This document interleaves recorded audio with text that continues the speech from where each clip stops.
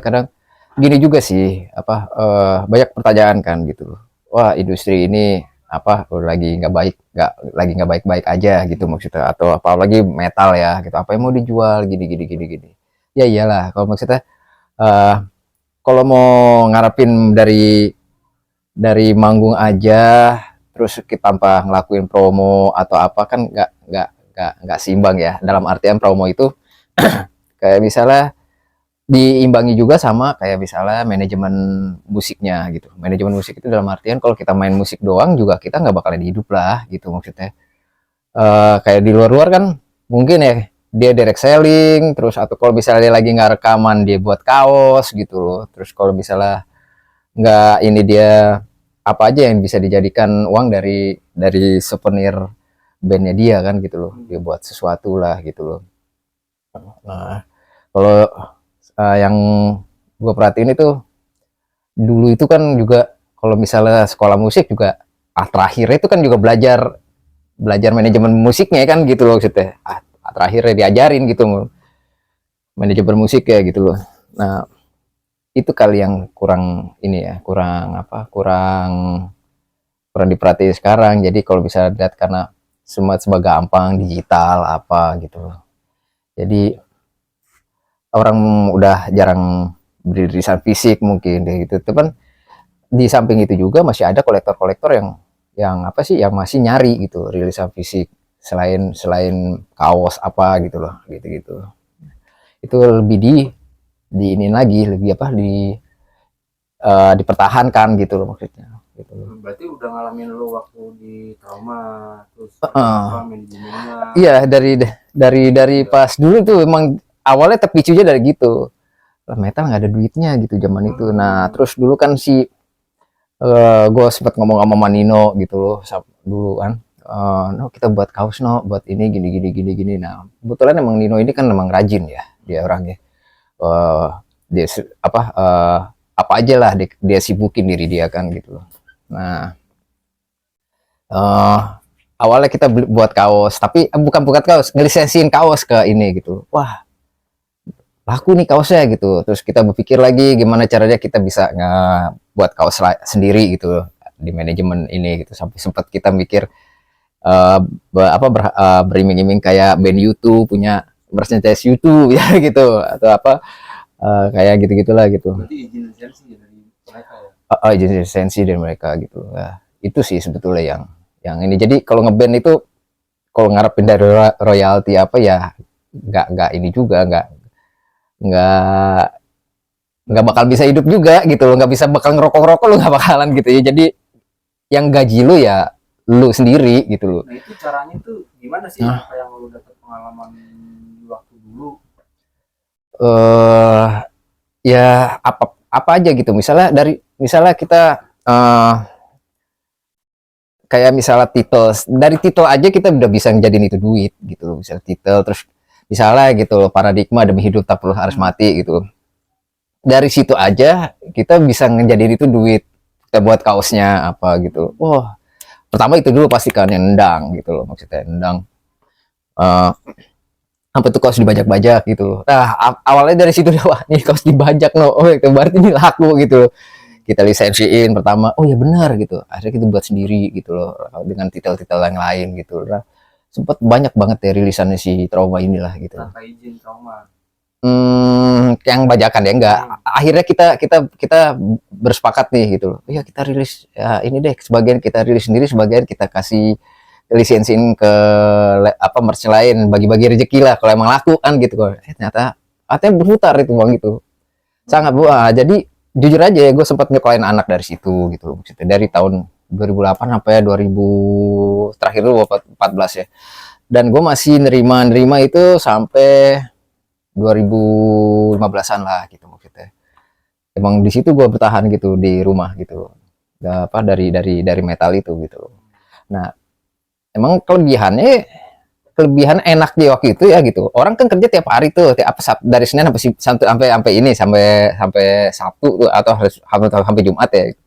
Kalau pada saat itu yang gue rasain enaknya itu lu bisa ngatur kapan aja gitu loh. Jadi misalnya nih duit lu udah menipis nih gitu, lu tinggal bawa barang, lu bagi-bagi, lu taruh-taruh deh di ini di toko-toko zaman itu. Toko-toko itu masih banyak, nggak kayak sekarang gitu loh.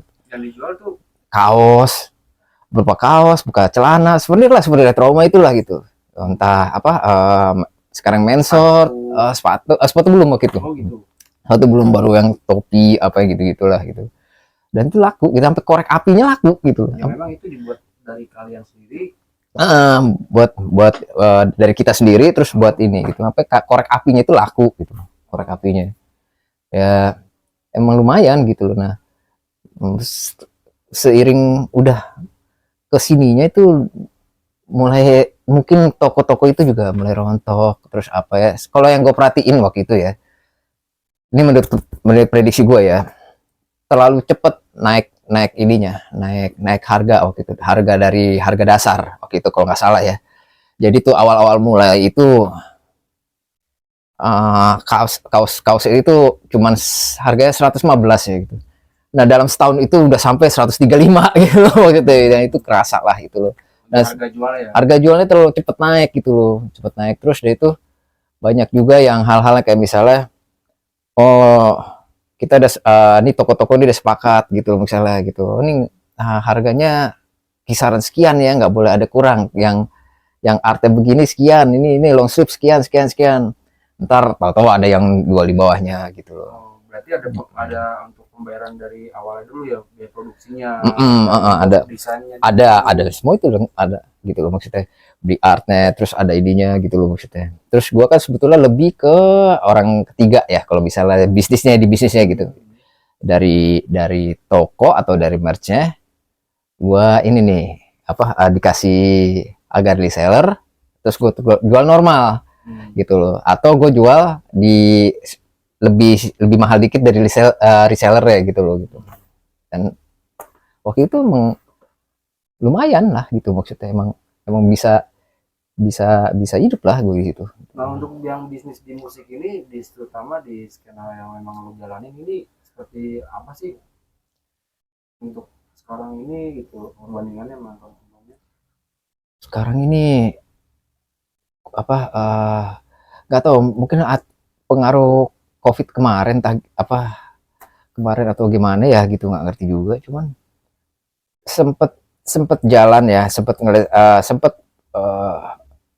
dilisensiin lagi ya ke beberapa merch gitu.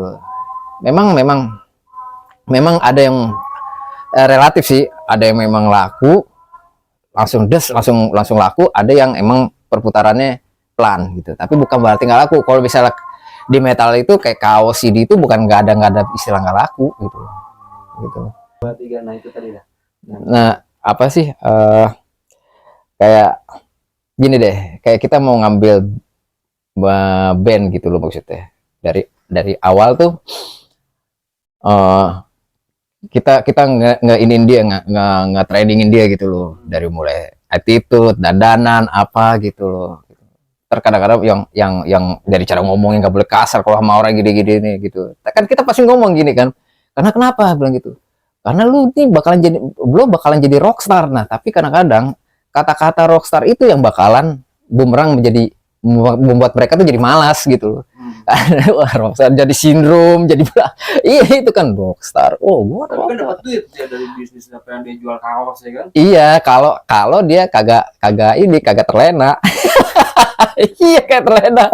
Jadi kan ada juga kan gitu, banyak lah gitu, kayak saya nggak musisi aja deh, kayak atlet juga gitu, udah menang dapat medali emas, cuman karena udah gue udah menang nih gitu loh, dia malas latihan, kalah lagi kan gitu, ada juga gitu loh gitu. Gimana sih cara untuk tata bisnis ini dari yang lu ngalamin nih sama yang sekarang nih, lebih banyak digital atau memang masih enak nih merchandise atau kaos gitu?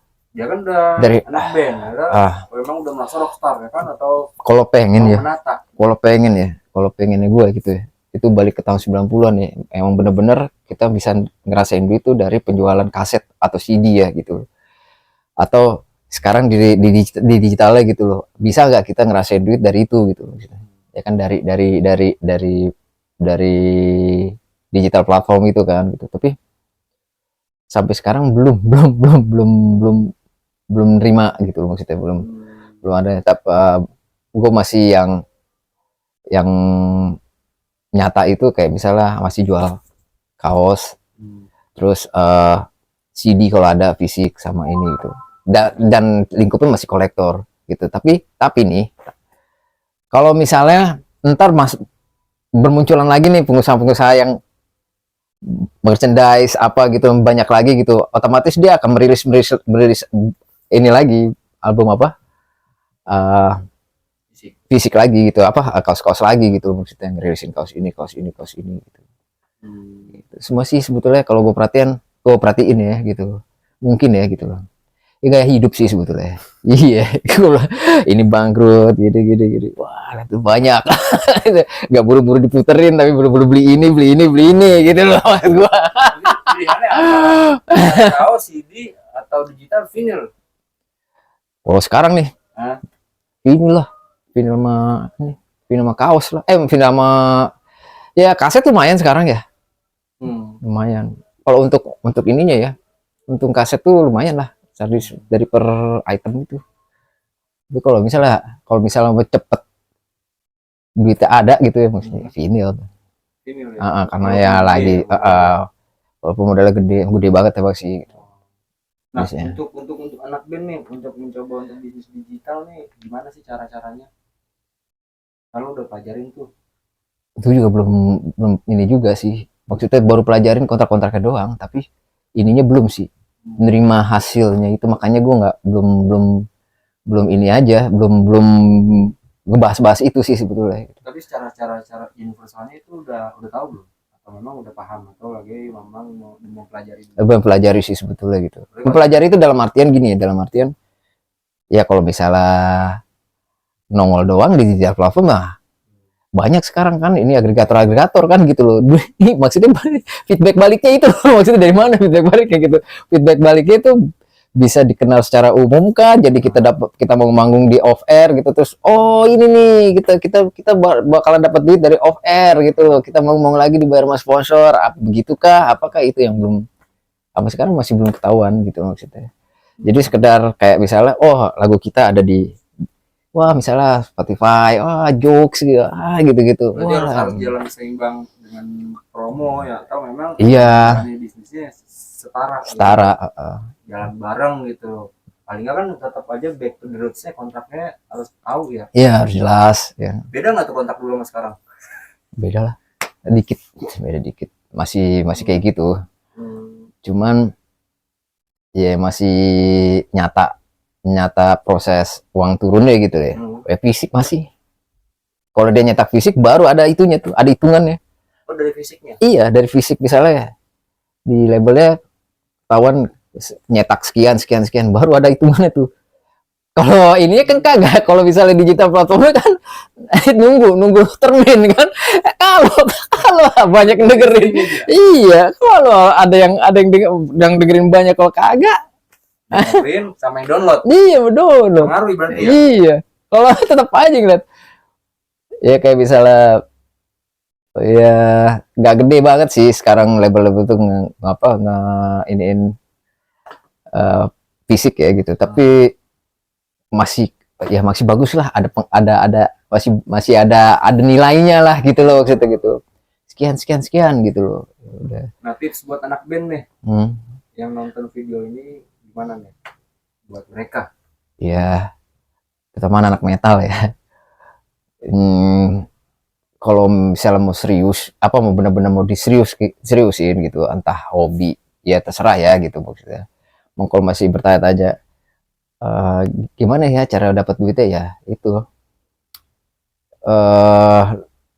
jangan main musiknya aja, pelajarin ininya juga, manajemen musiknya juga gitu. Lu mesti ngapain ketika lo nggak ngeband, ketika lo nggak ngerekaman atau nggak mau manggung, lu buat apa nih gitu loh? Buat kaos kah gitu, buat apakah yang bisa ada perputaran uang di situ gitu loh maksudnya.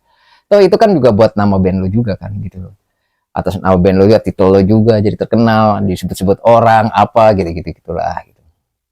Ya nggak ada yang gaji lo gitu loh maksudnya. Kalau misalnya lo terlena sama wah kalau misalnya muncul lagi industri, enggak juga gitu loh. Maksudnya keadaannya emang lagi begini gitu maksudnya. Ya emang dari lo sendiri gitu loh. Lo harus giat terus ini gitu. Harus harus harus rajin ngecek-ngecek apa nih sekarang nih yang lagi rame, apa nih gini-gini gitu loh. Lebih mempelajari, Mempelajari lah, memahami memahami pelajaran. dari ya ya